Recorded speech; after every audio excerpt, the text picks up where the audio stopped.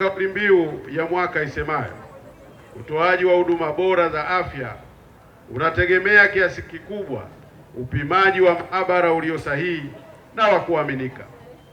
Napenda kutoa wito kwa wadau wote wa sekta ya afya, taasisi za umma na binafsi, pamoja na mashirika wa maendeleo kushirikiana kwa karibu katika kuimarisha huduma za maabara nchini. Wataalamu, maadhimisho haya si kitaaluma pekee, bali pia ni fursa adhimu ya kutoa elimu kwa umma kuhusu umuhimu wa uchunguzi wa afya na upimaji wa mara kwa mara. Nawahimiza wananchi na niwaombe kutumia kikamilifu huduma zinazotolewa katika kipindi hiki ili kujua hali zetu za afya mapema. Aidha, napenda kusisitiza umuhimu wa wananchi kuendelea kujiunga na kutumia bima ya afya kwa wote kama nyenzo muhimu ya kuhakikisha upatikanaji wa huduma bora za afya kwa gharama za nafuu na usawa. Kwa wataalamu wote kutumikia wa hali ya juu, uadilifu, uzingatiaji wa maadili ya taaluma, uaminifu na matokeo yenu ni msingi wa imani ya wananchi kwa sekta ya afya. Tumia nafasi hii kuwaasa wataalamu wa maabara nchini kote kutoa huduma kwa kufuata kanuni na miongozo tuliyojiwekea, kwani kufanya hivyo tunakuwa tumetimiza sehemu yetu ya wajibu wa kuhakikisha tunatoa majibu yaliyo bora na sahihi kwa kila Mtanzania. Tuna maabara 102 nchi nzima ambazo zimepata accreditation. Tunasema zimepata ithibati ya kimataifa ya kutambulika. Maana ithibati ni kwamba kipimo kinachopima hapa sio kwamba ile ambayo haijapata ithibati haina vipimo sawa sawa, ila ni kipimo ambacho sehemu yoyote ile hakuna mtu anaweza kukiuliza maswali. Kwa hilo tunashukuru sana, ni uwekezaji mkubwa uliofanywa na Wizara ya Afya. Lakini maabara huduma za maabara nchini zimewezesha maabara ya taifa kupata ithibati ya ubora wa kutengeneza vitu tunasema zile sampuli za ubora za kuchunguza, kuangalia maabara zingine zinafanya kazi katika ubora wa namna gani. Zahanati 512 si jambo dogo, ni uwekezaji mkubwa. Tunaamini kabisa Mheshimiwa Rais hakututupa kwenye haya yote anayoyafanya kwenye sekta ya afya. Tunaomba tumpe pongezi zake Mheshimiwa Rais. Jambo lingine kwenye upande wa serikali ambalo kimsingi limetufanikisha ni eneo la rasilimali watu. Sisi kama serikali tunaendelea kujivunia serikali yetu.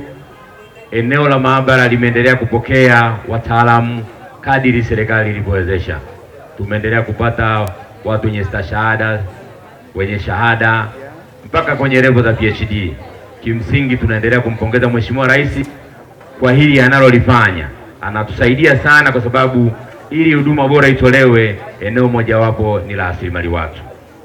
Lakini eneo lingine ambalo tunazidi kuisifu serikali ni eneo la TEHAMA. Maeneo ya TEHAMA kimsingi vifaa vingi vya maabara vinaenda na teknolojia. Tunashukuru kwamba Mheshimiwa Rais ameendelea kuwekeza kwa kiasi kikubwa. Utaona hata lile gari pale ni kwa ajili ya kuweka mazingira rafiki, ndio maana uwekezaji ule unauona na tunapata maabara at least ya kuweza kupima mambo mbalimbali ya binadamu. Kwa hiyo eneo la TEHAMA ni eneo la muhimu sana. Tukiangalia mifumo mingi ya ukusanyaji wa sampuli inatumia TEHAMA, lakini kimsingi tunakwenda mbali zaidi mpaka ukusanyaji wa mapato kwenye vituo vyetu. Kuna mifumo ya Cotomics, kuna fazi, kuna GPG. Yote hii ni mifumo ya TEHAMA ambayo wataalamu hawa wanaitumia. Tuendelee kushauri wataalamu wote kuendelea kuitumia mifumo hii na kuto kuikwepa, na kila siku ya Mungu tuendelee kujifunza jambo jipya ili mwisho wa siku taaluma yetu iweze kwenda mbele. Eneo lingine ambalo Mheshimiwa mgeni rasmi ni eneo la ithibati, ubora. Mkurugenzi hapa amesema tunajivunia eneo hili kwa sababu tunatekeleza sera za kimataifa. Maabara zetu sasa hivi ziko ambazo zinatambuliwa kimataifa kwa kutekeleza ISO 15189, na hili sio jambo dogo. vipimo vinavyotolewa hapa ndivyo vinavyotolewa maeneo mengine na kwa ubora zaidi. Kwa hiyo eneo hili la ithibati ni eneo ambalo linafanya vizuri na tunaendelea. Ukiangalia maagizo ya Mheshimiwa Waziri wa Afya, Mheshimiwa Nchengerwa, na ofisi ya Waziri Mkuu, TAMISEMI wametoa agizo la kusema hospitali zote za wilaya ziingie kwenye mchakato wa ithibati. Jitihada za kuhakikisha huduma bora za afya zinatolewa nchini zimeongezeka kwa kiasi kikubwa na matokeo yake yako dhahiri. Ndugu mgeni rasmi, pamoja na mafanikio yaliyopatikana na sekta ya maabara, bado inakabiliwa na changamoto kadhaa zinazohitaji uangalizi na hatua za kimkakati, zikiwemo uhaba wa rasilimali watu wenye ujuzi wa kutosha, upungufu wa vifaa tiba na vitendanishi muhimu, uhitaji wa mafunzo endelevu ili kuendana na mabadiliko ya teknolojia na miundombinu isiyokidhi mahitaji katika baadhi ya maeneo ya utoaji wa huduma. Kutokana na hali hiyo, tunatoa wito kwa serikali kuendelea kuipa kipaumbele sekta ya maabara kupitia uwekezaji madhubuti ili kuhakikisha huduma za afya zinakuwa bora, sahihi na zenye kuaminika zaidi kwa manufaa ya wananchi wote.